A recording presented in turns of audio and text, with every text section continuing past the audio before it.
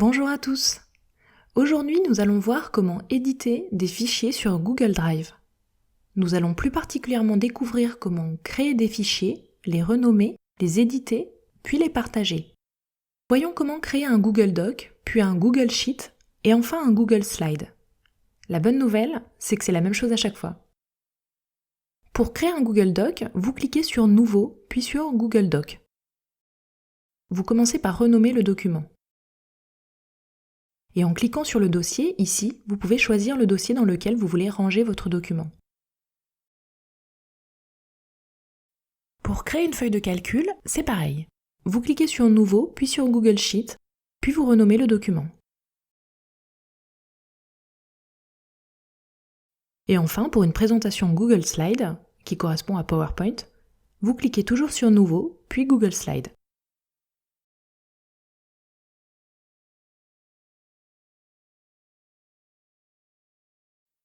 Voyons maintenant quelques fonctionnalités d'édition. Beaucoup sont communes à l'ensemble de ces trois types de documents. Sachez que dans tous les cas, Google Drive sauvegarde automatiquement votre document quand vous travaillez dessus. Pour commencer, plaçons-nous sur Google Doc. Comme sur les éditeurs de texte que vous utilisez habituellement, vous voyez au-dessus de votre document un ensemble d'outils d'édition. Ici, vous pouvez zoomer ou dézoomer dans le document. Ici, vous pouvez changer la police, et ici sa taille. Je le fais en même temps que vous pour vous montrer. Vous pouvez mettre le texte en gras, en italique, changer sa couleur, le surligner.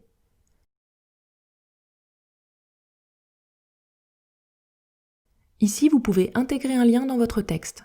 Par exemple, vous écrivez « Rendez-vous sur le site de Simplon ». Ensuite, vous allez récupérer l'URL du site de Simplon en la copiant.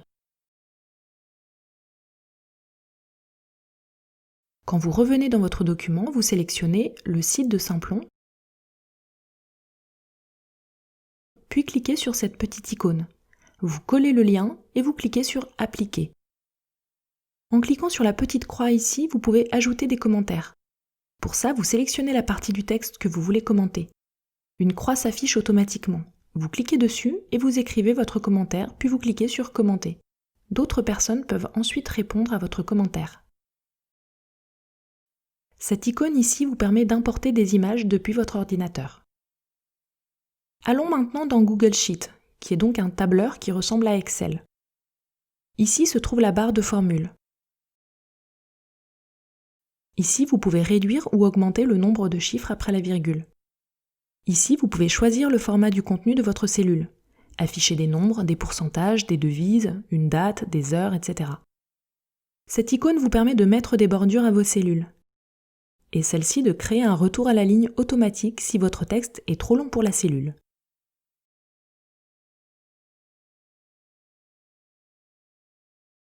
Passons maintenant à Google Slide. Sur la droite, vous pouvez choisir votre thème. L'onglet Mise en page vous permet de choisir un format de page avec des zones de texte prédéfinies. Mais en cliquant sur le T, ici, vous pouvez aussi créer de nouvelles zones de texte. Vous pouvez bien sûr déplacer toutes ces zones de texte.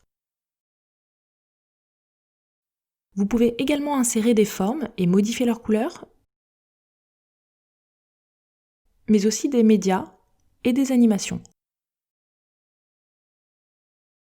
Enfin, comme nous l'avons vu dans une précédente vidéo, vous pouvez partager votre fichier à d'autres utilisateurs en cliquant sur le bouton « Partager ».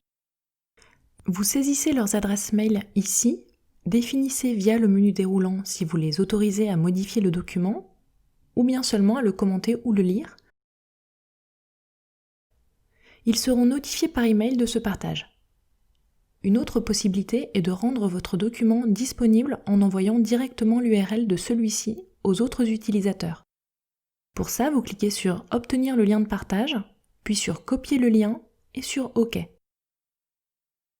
Vous collez ce lien dans un mail ou dans un autre document qui sera partagé. Grâce au partage, plusieurs personnes peuvent travailler sur un même document simultanément.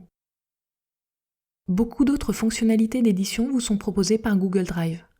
Par exemple, vous pouvez éditer un fichier en mode hors connexion et une fois la connexion rétablie, tout le travail est enregistré systématiquement. Autre possibilité, celle de voir toutes les versions du document grâce à l'historique des versions.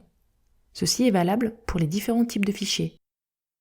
Si vous avez des difficultés pour réaliser une action, vous pouvez consulter les tutoriels proposés par Google Drive en cliquant sur l'icône avec le point d'interrogation, puis en cliquant sur « Parcourir tous les articles ».